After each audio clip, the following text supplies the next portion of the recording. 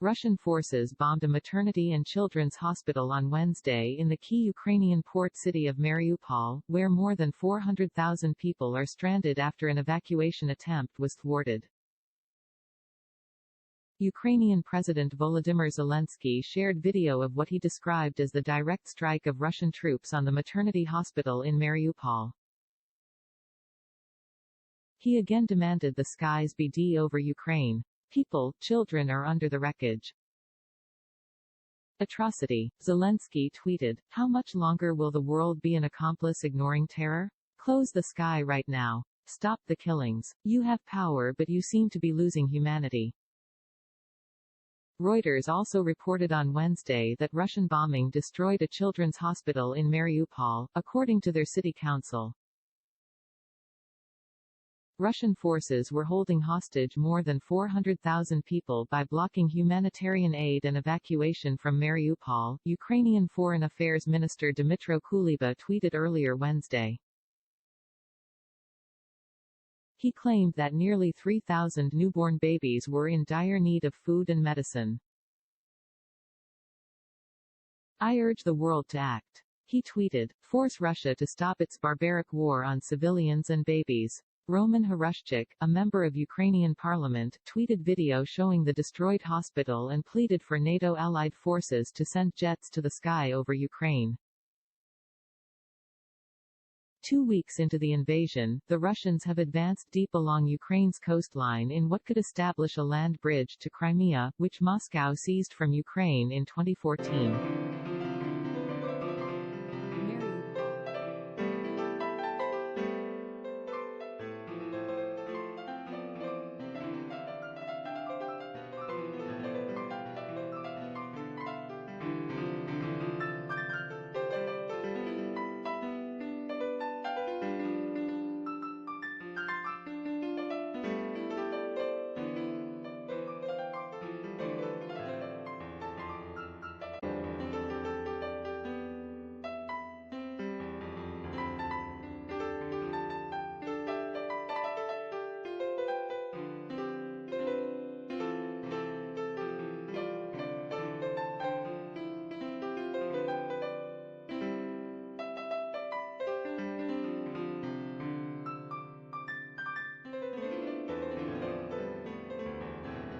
Evacuate civilians and deliver badly needed food, water and medicine through a designated safe corridor failed on Tuesday, with Ukrainian officials saying Russian forces had fired on the convoy before it reached the city.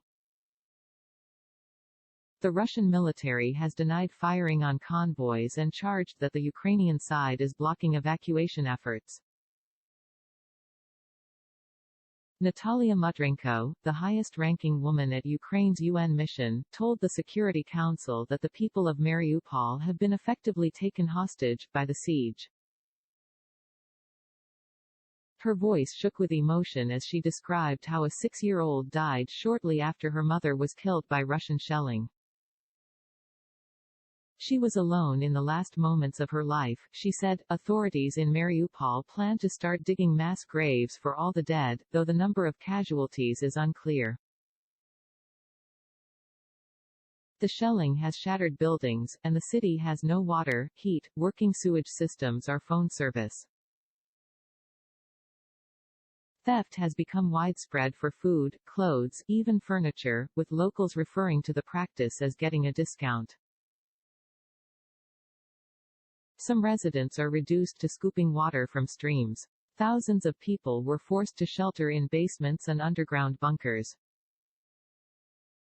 With the electricity out, many people are relying on their car radios for information, picking up news from stations broadcast from areas controlled by Russian forces or Russian-backed separatists.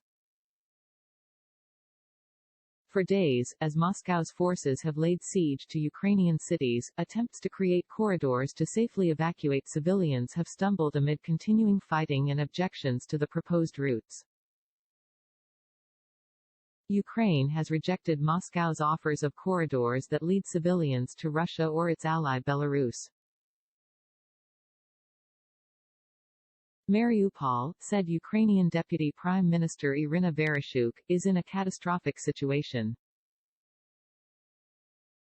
One evacuation did appear successful Tuesday, with Hryshchuk saying that 5,000 civilians, including 1,700 foreign students, had been brought out via a safe corridor from Sumy, an embattled northeastern city of 250,000 people where overnight strikes killed 21, including 2 children.